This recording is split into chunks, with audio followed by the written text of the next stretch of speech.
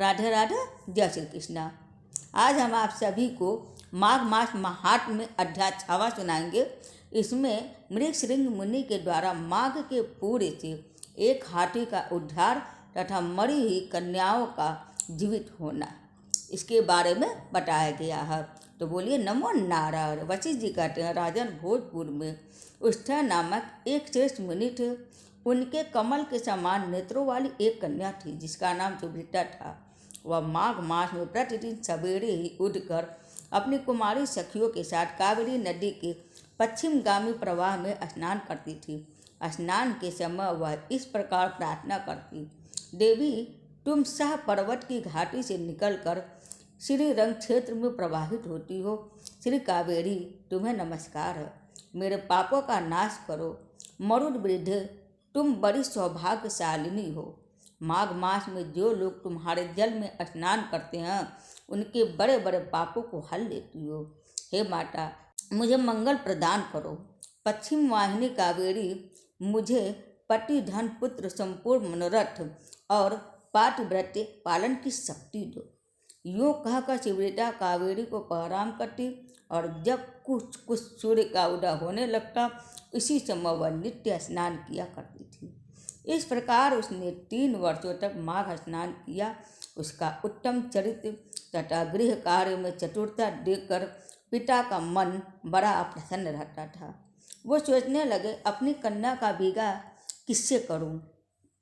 इसी बीच में कुछ मुनि ने अपने पुत्र ब्रह्मचारी वत्स का विवाह करने के लिए उष्ठा की सुमुखी कन्या सुभद्रा का वरण करने का विचार किया। सुभद्रा बड़ी सुंदर थी, उसमें अनेक शुभ लक्षण थे। वह बाहर भीतर से शुद्ध तथा निरोगी थी। उस समय उसकी कहीं तुलना नहीं थी। वत्स मुनि ने उससे विवाह करने की अभिलाषा की। एक दिन सुभद्रा अपनी 3 सखियों के साथ माघ स्नान करने के लिए अरुणोदय के समय कावेरी के तट पर आई। उसी समय एक भयानक जंगली हाथी पानी से निकला। उसे देखकर सुभद्रा आदि कन्याएं भय से व्याकुल होकर भागी। हाथी भी बहुत दूर तक उनके पीछे पीछे गया। चारों कन्याएं वेग से दौड़ने के कारण हाँफने लगी और तिनके से ढके हुए एक बहुत बड़े जल शून्य कुएं में गिर पड़ी। कुएं में गिरते ही उनके प्राण निकल गया। जब वे घर लौट कर नहीं आए तब माता पिता उनकी खोज करते हुए इधर उधर भटकने लगे। उन्होंने वन वन में घूमकर झाड़ी झाड़ी छान डाली। आगे जाने पर उन्हें एक गहरा कुआं दिखाई दिया जो तिनकों से ढका होने के कारण प्राह दृष्टि में नहीं आता था। उन्होंने देखा कमल लोचना कन्याएं कुएं के भीतर निर्जीव होकर पड़ी है। उनकी माताएं कन्याओं के पास चली गईं और शोकग्रस्त हो बार बार उन्हें छाती से लगाकर बिमले कमले सुभृते सूर्य से आज नाम ले लेकर विलाप करने लगी। कन्याओं की माताएं जब इस प्रकार जोर जोर से क्रंदन कर रही थी उसी समय तपस्या के भंडार कांतमान धीर तथा जितेंद्र श्रीमान मृगशृंग मुनि वहां आ पहुँचे। उन्होंने मन ही मन एक उपाय सोचा और सोचकर उन्हें आश्वासन देते हुए कहा, जब तक इन कमल नयनी कन्याओं को जीवित ना कर दूं तब तक आप लोग इनके सुंदर शरीर की रक्षा करें। यूँ कहकर मुनि परम पावन कावेरी के तट पर गए और कंठ भर पानी में खड़े हो मुख एवं भुजाओं को ऊपर उठाए सूर्य देव की ओर देखते हुए मृत्यु देवता की स्तुति करने लगे। इसी बीच में एक समय वहीं हाथी पानी के भीतर से उठा और उन ब्राह्मण मुनि को मारने के लिए सूर उठाए बड़े वेग से उनके समीप आया। हाथी का क्रोध देख कर भी मुनिवर मृगशृंग जल से विचलित नहीं हुए, अपितु चित्रलिखित से चुपचाप खड़े रहे। पास आने पर एक ही क्षण में उस गजराज का क्रोध चला गया और वह बिल्कुल शांत हो गया। उसने मुनि को सूंड से पकड़कर अपनी पीठ पर बिठा लिया। मुनि उसके भाव को समझ गया। उसके कंधे पर सुखपूर्वक से बैठने से उन्हें बड़ा संतोष हुआ और जब समाप्त करके हाथ में जल ले, मैंने 8 दिनों के माघ स्नान का पूर्व तुम्हें दे दिया। यूँ कहकर उन्होंने शीघ्र ही वह जल हाथी के मस्तक पर छोड़ दिया। इससे गजराज पाप रहित हो गया और मानो इस बात को स्वयं भी समझते हुए उसने प्रलयकालीन मेघ के समान बड़े जोर से गर्जना की। उसकी इस गर्जना से भी मुनि के मन में बड़ी प्रसन्नता हुई और उन्होंने कृपा पूर्वक उस गजराज की ओर देखकर उसके ऊपर अपना हाथ फेरा। मुनि के हाथ का स्पर्श होने से उसने हाथी का शरीर त्याग दिया और आकाश में देवताओं की भांति दिव्य रूप धारण किए दृष्टिगोचर हुआ। उस रूप में उसे देखकर मुनीश्वर को बड़ा विस्मय हुआ। तब दिव्य रूपधारी वह जीव ने कहा, मुनीश्वर, मैं कृतार्थ हो गया, क्योंकि आपने मुझे अत्यंत निंदित एवं पापमयी पशु योनि से मुक्त कर दिया। दयानिधि, अब मैं आपका सारा वृत्तांत बतलाता हूँ, सुनिए। पूर्व काल की बात है। नैषद नगर में विश्वगुप्त नाम से प्रसिद्ध परम धर्मात्मा तथा स्वधर्म पालन में तत्पर एक वैश्य रहते थे। मैं उन्हीं का पुत्र था। मेरा नाम धर्मगुप्त था। स्वाध्याय, यजन, दान, सूद लेना, पशुपालन, गोरक्षा, खेती और व्यापार, यही सब मेरा काम था। द्विज श्रेष्ठ, मैं अनुचित काम और दंभ से सदा दूरी रहा। सत्य बोलता और किसी की निंदा नहीं करता था। इंद्रियों को काबू में रखकर अपनी स्त्री से ही अनुराग करता था और पराई स्त्रियों के संपर्क में बचा रहता था। मुझ में राग, भय और क्रोध नहीं थे। लोभ और मत्सर को भी मैंने छोड़ रखा था। दान देना, यज्ञ करता, देवताओं के प्रति भक्ति रखता और कौओं तथा ब्राह्मणों के हित में संलग्न रहता था। सदा धर्म, अर्थ और काम का सेवन करता था तथा व्यापार के काम में भी कभी किसी को धोखा नहीं देता था। ब्राह्मण लोग जब यज्ञ करते तो उस समय उन्हें बिना मांगे ही धन देता था। समय पर श्राद्ध तथा संपूर्ण देवताओं का पूजन करता था।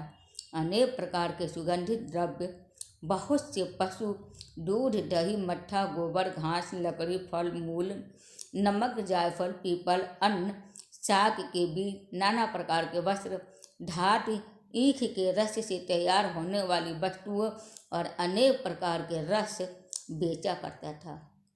जो दूसरों को देता था वह तौल में कम नहीं रहता था और जो औरों से लेता वह अधिक नहीं होता था। जिन रसों के बेचने से पाप होता उनको छोड़कर अन्य रसों को बेचा करता था। बेचने में छल कपट से काम नहीं लेता था। जो मनुष्य साधु पुरुषों को व्यापार में ठगता है वह घोर नरक में पड़ता है तथा उसका धन भी नष्ट हो जाता है। मैं सब देवताओं, ब्राह्मणों तथा गौओं की प्रतिदिन सेवा करता और पाखंडी लोगों से दूर रहता था। ब्राह्मण किसी भी प्राणी से मन, वाणी और क्रिया द्वारा ईर्ष्या किए बिना ही जो जीविका चलाई जाती है वही परम धर्म है। मैं ऐसा ही जीविका से जीवन निर्वाह करता था। इस प्रकार धर्म के मार्ग से चलकर मैंने 1 करोड़ स्वर्ण मुद्राओं का उपार्जन किया। मेरे एक ही पुत्र था जो संपूर्ण गुरुओं में श्रेष्ठ था। मैंने अपने सारे धन को 2 भागों में बांटकर आधा तो पुत्र को दे दिया और आधा अपने लिए रखा। अपने हिस्से का धन लेकर पोखरा खुदवाया, नाना प्रकार के वृक्षों से युक्त बागीचा लगवाया, अनेक मंडपों से सुशोभित देव मंदिर बनवाया, मरुभूमि के मार्गों में पौसले और कुएं बनवाए तथा ठहरने के लिए धर्मशालाएं तैयार कराई। कन्यादान, गोदान और भूमिदान किए। तिल, चावल, गेहूँ और मूंग आदि का भी दान किया। उड़द, धान, तिल और घी आदि का दान तो मैंने बहुत बार किया। तदंतर रस के चमत्कारों का वर्णन करने वाला कोई कापालिक मेरे पास आया और कौतूहल पैदा करने के लिए कुछ करामात दिखाकर उसने मुझे अपने माया जाल में फंसाकर ठग लिया।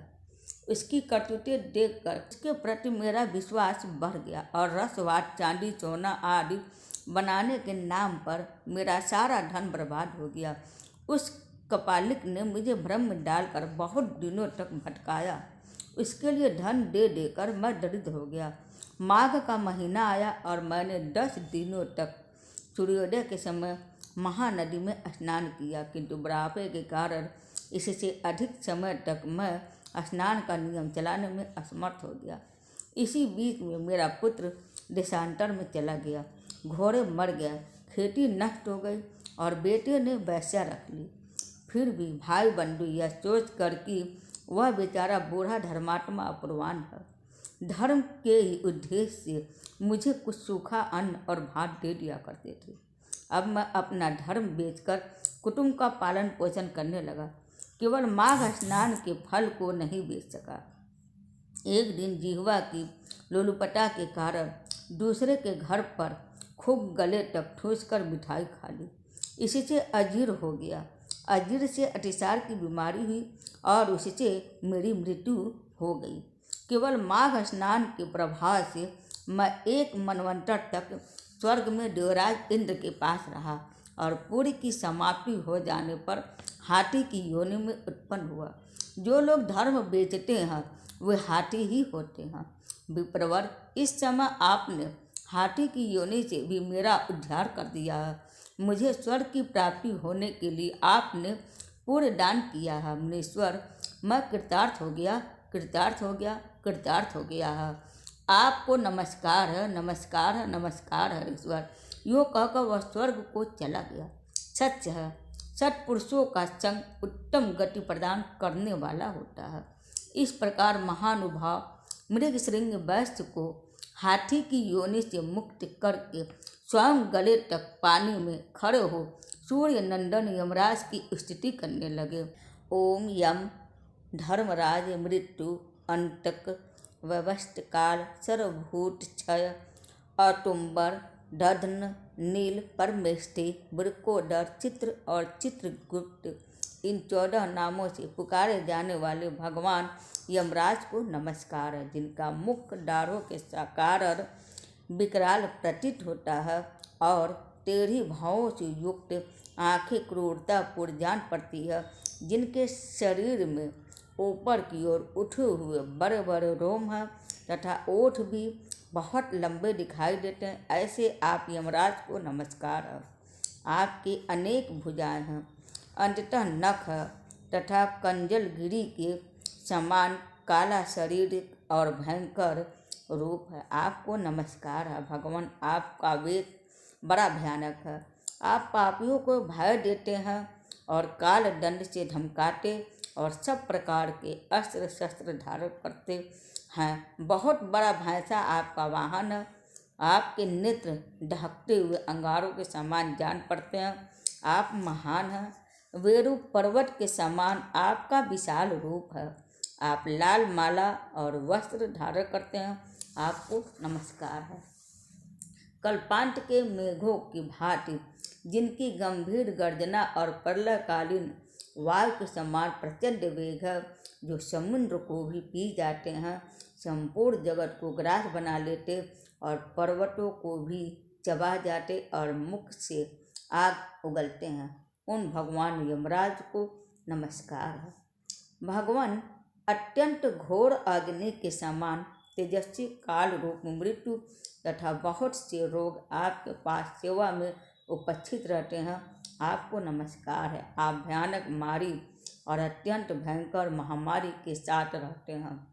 पापिष्ठों के लिए आपका ऐसा ही स्वरूप है। आपको बारंबार नमस्कार है। वास्तव में तो आपका मुख खुले हुए कमल के समान प्रसन्नता से पूर्ण है। आपके नेत्रों में करुणा भरी है। आप पितृ स्वरूप हैं। आपको नमस्कार है। आपके केश अत्यंत कोमल है और नेत्र भावों की रेखा से सुशोभित है। मुख के ऊपर मूछें बड़ी सुंदर जान पड़ती है। पके हुए बिंब फल के समान लाल ओठ आपकी सेवा बढ़ाते हैं। आप 2 भुजाओं से युक्त सुवर के समान कांतिमान और सदा प्रसन्न रहने वाले हैं। आपको नमस्कार है। आप सब प्रकार के आभूषणों से विभूषित रत्नमय सिंहासन पर विराजमान, श्वेत माला और श्वेत वस्त्र धारण करने वाले तथा श्वेत छत्र से सुशोभित हैं। आपके दोनों ओर दो दिव्य नारियां खड़ी होकर हाथों से सुंदर च्यवड़ हिला रही हैं। आपको नमस्कार है। गले के रत्न में हार से आप बड़े सुंदर जान पड़ते हैं। रत्न में सुंदर आपके कानों की शोभा बढ़ाते हैं। आपके हार और भुजबंद भी रत्न के ही हैं तथा आपके किरीट में नाना प्रकार के रत्न जड़े हुए हैं। आपकी कृपा दृष्टि सीमा का अतिक्रमण कर जाती है। आप मित्र भाव से सबको देखते हैं। सब प्रकार की संपत्तियां आपको समृद्धिशाली बनाती हैं। आप सौभाग्य के परम आश्रय हैं तथा धर्म और अधर्म के जान में निपुण सभासद आपकी उपासना करते हैं। आपको नमस्कार है। चैमनीपुरी की सभा में शुभ रूप वाले धर्म शुभ लक्षण सत्य चंद्रमा के समान मनोहर रूपधारी सम दूध के समान उज्ज्वल दम तथा वराश्रम जनित विशुद्ध आचार आपके पास मूर्तिमान होकर सेवा में उपस्थित रहते हैं। आपको नमस्कार है। आप साधुओं पर सदा स्नेह रखते, वाणी से उनमें प्राणों का संचार करते, वचनों से संतोष देते और गुणों से उन्हें सर्वस्व समर्पण करते हैं। सज्जन पुरुषों पर सदा संतुष्ट रहने वाले आप धर्मराज को बारंबार नमस्कार है। जो सबके काल होते हुए भी शुभ कर्म करने वाले पुरुषों पर कृपा करते हैं। जो पूरी आत्माओं के हितैषी सत पुरुषों के संगी चैमनीपुरी के स्वामी धर्मात्मा तथा धर्म का अनुष्ठान करने वालों के लिए प्रिय है। उन धर्मराज को नमस्कार है जिसकी पीठ पर लटके हुए घंटों की ध्वनि से सारी दिशाएं गूंज उठती है तथा जो ऊंचे ऊंचे सिंहों और फुंकारों के कारण अत्यंत भीषण प्रतीत होता है।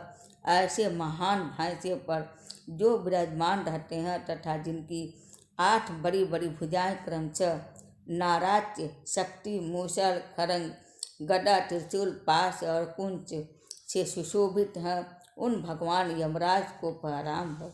जो 14 सत पुरुषों के साथ बैठकर जुए के शुभाशुभ कर्मों का भली भांति विचार करते हैं, साक्षियों द्वारा अनुमोदन कराकर उन्हें दंड देते हैं तथा संपूर्ण विश्व को शांत रखते हैं।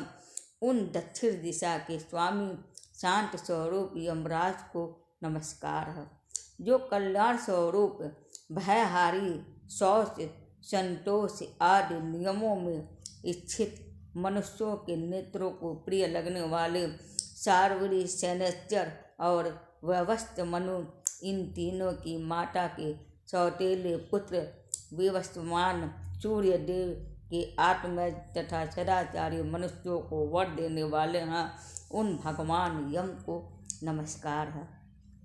भगवान जब आपके दूत पापी जीवों की दृढ़तापूर्वक बांधकर आपके सामने उपस्थित करते हैं तब आप उन्हें यह आदेश देते हैं कि इन पापियों को अनेक घोर नरकों में गिराकर छेद डालो, टुकड़े टुकड़े कर दो, जला दो, सुखा डालो, पीस दो। इस प्रकार की बातें कहते हुए यमुना जी के श्रेष्ठ भ्राता आप यमराज को मेरा प्रणाम है। जब आप अंतक रूप धारण करते हैं उस समय आपके गोलाकार नेत्र किनारे किनारे से लाल दिखाई देते हैं। आप भीम रूप होकर भय प्रदान करते हैं। टेढ़ी भावों के कारण आपका मुख वक्र जान पड़ता है। आपके शरीर का रंग उस समय नीला हो जाता है तथा आप अपने निर्दयी दूतों के द्वारा शास्त्रोक्त नियमों का उल्लंघन करने वाले पापियों को खूब कड़ाई के साथ धमकाते हैं। आपको सर्वदा नमस्कार है। जिन्होंने पंच महायज्ञों का अनुष्ठान किया तथा जो सदा ही अपने कर्मों के पालन में संलग्न रहते हैं, ऐसे लोगों को दूर से ही विमान पर आते देख आप दोनों हाथ जोड़ आगे बढ़कर उनका स्वागत करते हैं। आपके नेत्र कमल के समान विशाल है तथा आप माता संध्या के सुयोग पुत्र हैं। आपको मेरा प्रणाम है। जो संपूर्ण विश्व से उत्कृष्ट निर्मल विज्ञान जगत के पालक ब्रह्मा विष्णु तथा शिव के प्रिय सबके शुभाशुभ कर्मों के उत्तम साक्षी तथा समस्त संसार को शरण देने वाले हैं, उन भगवान यम को नमस्कार है। वशिष्ठ जी कहते हैं कि इस प्रकार स्तुति करके मृगशृंग ने उदारता और करुणा के भंडार तथा दक्षिण दिशा के स्वामी भगवान यम का ध्यान करते हुए उन्हें साष्टांग प्रणाम किया। इससे भगवान यम को बड़ी प्रसन्नता हुई। वो महान तेजस्वी रूप धारण किए हुए मुनि के सामने प्रकट हुए। उस समय उनका मुख कमल प्रसन्नता से खिला हुआ था और कृत हार के यूर तथा मणिमय कुंडल धारण करने वाले अनेक सेवक चारों ओर से उनकी सेवा में उपस्थित थे। यमराज ने कहा, मुने, मैं तुम्हारे इस स्त्रोत से बहुत संतुष्ट हूँ और तुम्हें वर देने के लिए यहाँ आया हूँ। तुम मुझसे मनवांछित वर को मांगो, मैं तुम्हें अभिष्ट वस्तु प्रदान करूँगा। उनकी बात सुनकर मुनीश्वर मृगशृंग उठकर खड़े हो गए और यमराज के सामने उपस्थित देख उन्हें बड़ा विस्मय हुआ। उनके नेत्र प्रसन्नता से खिल उठे। कृतांत होकर अपने आप को सफल मनोरथ समझा और हाथ जोड़कर कहा, भगवान, इन कन्याओं को प्राण दान दीजिए। मैं आपसे बारंबार यही याचना करता हूँ। मुनि का कथन सुनकर धर्मराज ने अदृश्य रूप से उन ब्राह्मण कन्याओं को उनके शरीर में भेज दिया। फिर तो सोकर उठे हुए भांति वे कन्याएं उठ खड़ी हुई। अपनी बालिकाओं को सचेत होते देख माताओं को बड़ा हर्ष हुआ। कन्याएं पहले की ही भांति अपना अपना वस्त्र पहनकर माताओं को बुला उनके साथ अपने घर गए। वशिष्ठ जी कहते हैं कि इस प्रकार विप्रवर मृगशृंग को वरदान दे यम देवता अपने पार्षदों के साथ अंतर्ध्यान हो गए और इधर ब्राह्मण भी यमराज के वर पाकर बड़ी प्रसन्नता के साथ अपने आश्रम को लौटे। जो मानव प्रतिदिन यमराज की इस स्तुति का पाठ करेगा उसे कभी यम यातना नहीं भोगनी पड़ेगी। उसके ऊपर यमराज प्रसन्न होंगे। उसकी संतति का कभी अपमृत्यु से पराभव न होगा। इससे इस लोक और परलोक में भी लक्ष्मी की प्राप्ति होगी तथा उसे कभी रोगों का शिकार नहीं होना पड़ेगा। कथा संपूर्ण हुआ। तो बोलिए नमो नारायण।